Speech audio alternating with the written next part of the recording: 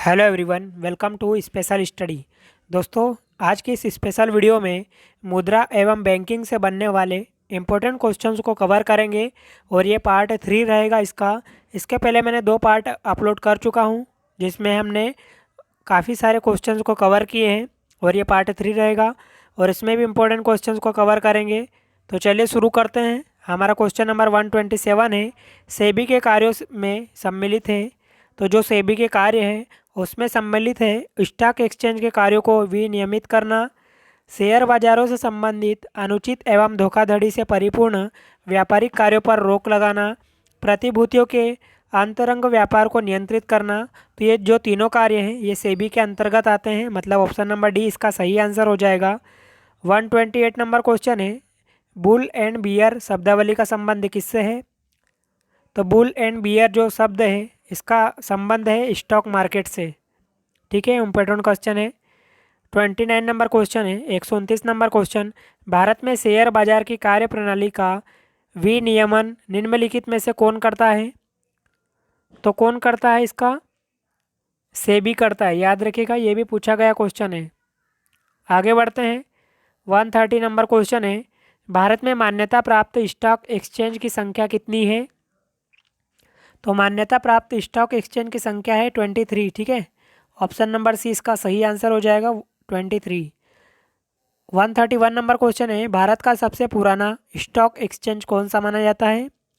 तो भारत का सबसे पुराना जो स्टॉक एक्सचेंज उसका नाम है बॉम्बे स्टॉक एक्सचेंज। ये पूछा जाता है कई बार एग्जाम में। ठीक है, 132 नंबर क्वेश्चन है, बॉम्बे स्टॉक एक्सचेंज की स्थापना कब हुई थी? तो जो बॉम्बे स्टॉक एक्सचेंज है इसकी स्थापना हुई थी 1875 में। ठीक है, 1875 में। 133 नंबर क्वेश्चन है, राष्ट्रीय स्टॉक एक्सचेंज मतलब एनएसई की स्थापना 1991 में किस समिति द्वारा की गई थी? तो जो एनएसई है राष्ट्रीय स्टॉक एक्सचेंज, इसकी स्थापना जो की गई थी फेरवानी समिति के द्वारा। ऑप्शन नंबर ए इसका सही आंसर हो जाएगा। बढ़ते हैं आगे, सारे क्वेश्चन इंपॉर्टेंट दोस्तों। सेबी ने पिछले कई वर्षों से निष्क्रिय पड़े किस स्टॉक एक्सचेंज की मान्यता 9 जुलाई 2007 को समाप्त कर दी, जिससे मान्यता प्राप्त स्टॉक एक्सचेंज की संख्या 24 से घटकर 23 रह गई है? तो किसकी मान्यता समाप्त कर दी थी? केएसई मतलब जो सौराष्ट्र की जो संस्था है उसकी मान्यता खत्म कर दी थी। ठीक है, 135 नंबर क्वेश्चन देखते हैं, बॉम्बे स्टॉक एक्सचेंज का शेयर मूल्य सूचकांक है? तो बॉम्बे स्टॉक एक्सचेंज का जो शेयर मूल्य सूचकांक है उसका नाम है डोलेक्स, सेंसेक्स और एस एंड जो निफ्टी दिया है वो भी है। ठीक है, तो याद रखिएगा ऑप्शन नंबर डी इसका सही आंसर होगा। जो डोलेक्स है, सेंसेक्स और जो निफ्टी है ये तीनों बॉम्बे स्टॉक एक्सचेंज का शेयर मूल्य सूचकांक कहलाता है। 136 नंबर क्वेश्चन है, बॉम्बे स्टॉक एक्सचेंज का संवेदी शेयर मूल्य सूचकांक कितनी कंपनियों के शेयर मूल्य पर आधारित है? तो कितनी कंपनियों के शेयर मूल्य पर आधारित है? 30 कंपनियों के। तो ऑप्शन नंबर 20 का सही आंसर हो जाएगा यहाँ पर। आगे बढ़ते हैं, 137 नंबर क्वेश्चन है, निफ्टी निम्नलिखित में से किस शेयर बाजार का मूल्य सूचकांक है? तो जो निफ्टी है दोस्तों ये एनएसई मतलब नेशनल स्टॉक एक्सचेंज का शेयर बाजार का मूल्य सूचकांक है। तो ऑप्शन नंबर है इसका सही आंसर होगा। 138 नंबर क्वेश्चन है, OTCEI का फुल फॉर्म क्या होता है? तो इसका अर्थ होता है भारत का एक शेयर बाजार। ठीक है, भारत का एक शेयर बाजार है OTCEI।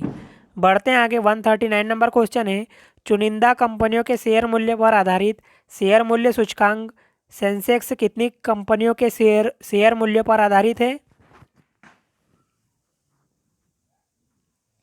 तो कितनी कंपनियों के शेयर मूल्य पर आधारित है दोस्तों? 30 कंपनियों के। ठीक है, बढ़ते हैं आगे, 140 नंबर क्वेश्चन है, बॉम्बे स्टॉक एक्सचेंज का राष्ट्रीय सूचकांक कितनी कंपनियों के शेयर मूल्यों पर आधारित है? तो कितने कंपनियों के शेयर मूल्य पर आधारित है? 100 कंपनियों के। याद रखिएगा ये पूछा जाता है क्वेश्चन। 144 नंबर क्वेश्चन है, 141 नंबर क्वेश्चन, दलाल स्ट्रीट कहाँ स्थित है? तो जो दलाल स्ट्रीट है दोस्तों ये बॉम्बे में स्थित है। ठीक है, अगला क्वेश्चन है, डो जोन्स है। तो जो डो जोन्स है वो क्या है? न्यूयॉर्क स्टॉक एक्सचेंज का शेयर बाजार सूचकांक। तो ऑप्शन नंबर ए इसका सही आंसर हो जाएगा। अगला क्वेश्चन है 143 नंबर क्वेश्चन, निक्की है। तो निक्की क्या है दोस्तों? टोक्यो स्टॉक एक्सचेंज का शेयर मूल्य सूचकांक। तो ऑप्शन नंबर ए इसका सही आंसर हो जाएगा। 144 नंबर क्वेश्चन है, टोक्यो स्थित स्टॉक एक्सचेंज का नाम है। तो टोक्यो स्थित स्टॉक एक्सचेंज का नाम क्या है? निक्की। और ये भी पूछा जाता है, आईएमपी लगा लीजिएगा। अगला क्वेश्चन है, निम्नलिखित में से कौन सा युग्म सुमेलित नहीं है? तो कौन सा युग्म सुमेलित नहीं है? तो याद रखिएगा, जो डो जोन्स न्यूयॉर्क का दिया गया है ये यहाँ पर सुमेलित नहीं है, और तीसरा जो दिया है ये दोनों यहाँ पर सुमेलित नहीं है। तो ऑप्शन नंबर डी इसका सही आंसर हो जाएगा। बढ़ते आगे 146 नंबर क्वेश्चन है, निम्नलिखित में से कौन सा भारतीय बैंक भारत में 1000 मतलब 1 करोड़ रुपए के बाजार पूंजीकरण तक पहुंचने वाला पहला बैंक बना था? तो कौन सा बैंक बना था? एसबीआई इसका सही आंसर हो जाएगा। ठीक है। 147 नंबर क्वेश्चन है, भारत में कागजी नोट मुद्रा को जारी करने का पूर्ण अधिकार किसके पास है? तो किसके पास है ये अधिकार? रिजर्व बैंक के पास। पूछा गया क्वेश्चन है तो याद रखिएगा इसको भी। 148 नंबर क्वेश्चन है, भारतीय रिजर्व बैंक का राष्ट्रीयकरण किस वर्ष हुआ था? इंपॉर्टेंट क्वेश्चन है ये, बार बार पूछा जाता है। तो कब हुआ था इसका राष्ट्रीयकरण? 1949 में। ठीक है। आगे बढ़ते हैं 149 नंबर क्वेश्चन है, मुद्रा के अवमूल्यन के फलस्वरूप होता है। तो मुद्रा के अवमूल्यन के फलस्वरूप क्या होता है? निर्यात व्यापार का प्रसार, आयात व्यापार का संकुचन, आयात स्थानिक स्थानपत्ति का प्रसार। तो उपयुक्त सभी इसका सही आंसर हो जाएगा। ठीक है। 150 नंबर क्वेश्चन है, भारतीय रिजर्व बैंक की खुला बाजार कार्यवाही का अर्थ है क्रय और विक्रय। ठीक है। तो किसका? तो ये इसका सही आंसर है सरकारी बांडों का। ठीक है। तो ऑप्शन नंबर डी इसका सही आंसर होगा। 151 नंबर क्वेश्चन है, सस्ती मुद्रा का अर्थ है। तो सस्ती मुद्रा का क्या अर्थ है? ब्याज की दर कम दर। ठीक है। ब्याज की कम दर सस्ती मुद्रा का अर्थ है। बढ़ते हैं आगे। अगला क्वेश्चन है हमारा 152 नंबर क्वेश्चन, आईएमएफ के नियमों के अनुसार हर सदस्य को अपनी वैध मुद्रा का सममूल्य घोषित करना होता है अमेरिकी डॉलर के रूप में, और किसके रूप में? तो और किसके रूप में करते हैं दोस्तों? पाउंड स्टर्लिंग के रूप में। ठीक है। तो ऑप्शन नंबर सी इसका सही आंसर होगा। अगला क्वेश्चन है, यदि धन बहुत अधिक हो और माल अथवा वस्तु बहुत कम हो तो वह स्थिति होती है। तो कैसी स्थिति होती है? वह मुद्रास्फीति। ठीक है। 154 नंबर क्वेश्चन है, बैंक दर में परिवर्तन से प्रभावित होता है। तो बैंक दर में परिवर्तन से प्रभावित होता है ब्याज की बाजार दर। ठीक है। आगे बढ़ते हैं 155 नंबर क्वेश्चन है, बैंक दर वह दर है जिस पर, तो जिस पर क्या होता है? आरबीआई वाणिज्यिक बैंकों को उधार देता है। तो ऑप्शन नंबर सी इसका सही आंसर हो जाएगा। 156 नंबर क्वेश्चन है, जिस विदेशी मुद्रा में शीघ्र देशांतर की प्रवृत्ति हो उसे क्या कहते हैं? तो उसे कहते हैं हम गरम मुद्रा। ठीक है। ये भी बार बार पूछा जाता है। आगे बढ़ते 157 नंबर क्वेश्चन है, भारत में मुद्रा जारी करने का एकमात्र अधिकार 1 रुपये के सिक्के तथा नोट को छोड़कर निम्नलिखित में से किसके पास है? तो ये अधिकार जो है ये है भारतीय रिजर्व बैंक के पास। अगला क्वेश्चन है, वित्तीय सुधारों पर नरसिम्हन समिति ने स्थापित करने का सुझाव दिया था। तो क्या करने का सुझाव दिया था? बैंकिंग संरचना का 4 स्तरीय अधिक्रम। तो ऑप्शन नंबर ए इसका सही आंसर हो जाएगा यहाँ पर। बढ़ते हैं आगे 159 नंबर क्वेश्चन है, सरकार अर्थोपाय ऋण लेती है। तो किससे लेती है? तो याद रखिएगा ये लेती है आरबीआई से। ठीक है। अगला क्वेश्चन है, निम्नलिखित में से किसको वास्तविक मजदूरी का प्रमुख निर्धारक माना जाता है? तो किसे माना जाता है? मुद्रा की क्रय शक्ति को। दोस्तों अगर आपको वीडियो अच्छा लग रहा हो तो प्लीज़ लाइक कीजिएगा, चैनल पर नए हो तो सब्सक्राइब जरूर कीजिएगा, साथ में बेल आइकन को भी प्रेस कीजिएगा। 161 नंबर क्वेश्चन है, निम्नलिखित भारतीय बैंकों में से कौन सा एक राष्ट्रीयकृत बैंक नहीं है? तो कौन सा एक राष्ट्रीयकृत बैंक नहीं है? फेडरल बैंक इसका सही आंसर होगा। अगला क्वेश्चन है, भारत में राष्ट्रीय आवास बैंक निम्नलिखित में से किसकी एक पूर्ण स्वामित्व वाली समानुषंगी के रूप में स्थापित हुआ है? तो ये हुआ है आरबीआई के तहत, ठीक है। तो ऑप्शन नंबर बी इसका सही आंसर होगा। 163 नंबर क्वेश्चन है, सहभागिता नोट निम्नलिखित में से किस एक से संबंधित है? तो सहभागिता नोट संबंधित है विदेशी संस्थागत निवेश से। अगला क्वेश्चन है 164 नंबर क्वेश्चन, निम्नलिखित कथनों पर विचार करना है आपको। तो निम्नलिखित कथन क्या हुए? तो रेपो दर ऐसी दर है जिस पर अन्य बैंक भारतीय रिजर्व बैंक से धनराशि उधार लेते हैं। दूसरा कथन बोला है किसी देश के गिनी गुणांक के एक का मान अभिप्राय है उस देश की जनता में प्रत्येक की आय पूर्णतः समान है। तो एक और दो यहाँ पर सही आंसर हो जाएगा, ऑप्शन नंबर सी। आगे बढ़ते हैं 165 नंबर क्वेश्चन है, हाल के भारतीय समाचारों के संदर्भ में एमसीएक्स या आईसीएक्स क्या है? तो क्या है दोस्तों, ये स्टॉक एक्सचेंज है। तो ऑप्शन नंबर सी इसका सही आंसर हो जाएगा, ठीक है। 166 नंबर क्वेश्चन है, स्वतंत्र भारत की अर्थव्यवस्था के संदर्भ में निम्नलिखित में से कौन सी एक सर्वप्रथम घटित होने वाली घटना थी? तो कौन सी घटना थी? बैंकिंग रेगुलेशन एक्ट का अधिनियम। तो ऑप्शन नंबर सी इसका सही आंसर हो जाएगा यहाँ पर। आगे बढ़ते हैं 167 नंबर क्वेश्चन है, निम्नलिखित युग्मों में से कौन सा एक सही सुमेलित नहीं है? तो कौन सा एक सही सुमेलित नहीं है? सिंगापुर जो दिया है स्काम्प, ये यहाँ पर गलत हो जाएगा, ठीक है, सुमेलित नहीं है। तो केवल दो इसका सही आंसर होगा। आगे बढ़ते हैं 168 नंबर क्वेश्चन है, वह कौन सा बैंक है जिसने कृषकों के पास आसानी से पहुँचने के लिए किसान क्लब बनाए हैं? तो आसानी से किसान क्लब बना है किस बैंक ने? क्षेत्रीय ग्रामीण बैंक ने। अगला क्वेश्चन है 169 नंबर क्वेश्चन, निम्नलिखित युग्मों पर आपको विचार करना है।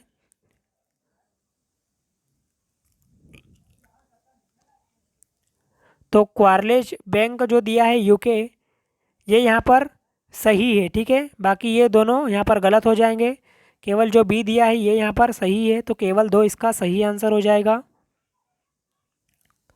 आगे बढ़ते हैं 170 नंबर क्वेश्चन है, भारत में रुपये का अवमूल्यन पहली बार जिस वर्ष किया गया था वह था? तो किस वर्ष किया गया था रुपये का अवमूल्यन? तो ये 1949 में किया गया था। अगला क्वेश्चन है, निम्नलिखित में से किस वित्तीय वर्ष में भारतीय रुपये का दो बार अवमूल्यन किया गया? इंपॉर्टेंट क्वेश्चन रहेगा आपके एग्जाम के लिए। तो कब किया गया था? 1991 से 1992 के बीच में, ठीक है। अगला क्वेश्चन है 172 नंबर क्वेश्चन, भारत में कौन मुद्रा की पूर्ति करता है? तो भारत में दोस्तों आरबीआई जो है वो मुद्रा की पूर्ति करता है। तो केवल एक इसका सही आंसर होगा, ठीक है। 173 नंबर क्वेश्चन है, अक्टूबर 2009 में एक निर्णय लिया गया था कि थोक मूल्य सूचकांक का आधार वर्ष 1993 से 1994 से हटाकर कर दिया जाए। तो कितना कर दिया जाए?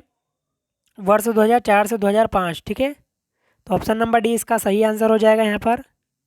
आगे बढ़ते 174 नंबर क्वेश्चन है, भारतीय रिजर्व बैंक के द्वारा नकद कोष अनुपात में कमी की जाती है तो इसका साख सृजन पर प्रभाव होगा। तो साख सृजन पर क्या प्रभाव होगा? वृद्धि होगी, ठीक है।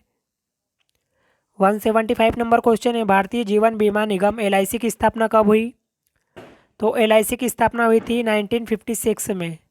तो 1956 में हुई थी, याद रखेगा। अगला क्वेश्चन है, भारत में बीमा क्षेत्र का नियमन कौन सी संस्था करती है?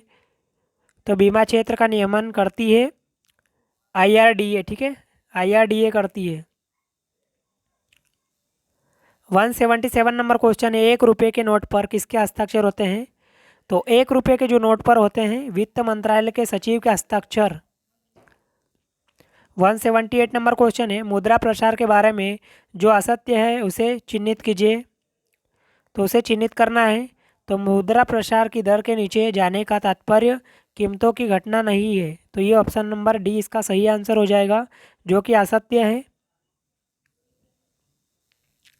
आगे बढ़ते हैं 179 नंबर क्वेश्चन है, वॉल स्ट्रीट किसका माप है? वॉल स्ट्रीट किसका नाम है? तो जो वॉल स्ट्रीट है दोस्तों, ये किसका नाम है? तो ये नाम है न्यूयॉर्क का स्टॉक एक्सचेंज का, ठीक है। और ये भी काफ़ी बार पूछा गया है वॉल स्ट्रीट का, ठीक है। 180 नंबर क्वेश्चन है, प्रथम क्षेत्रीय ग्रामीण बैंक की स्थापना किस वर्ष की गई थी? इसको भी आईएमपी लगा लीजिएगा, काफ़ी बार पूछा है ये क्वेश्चन।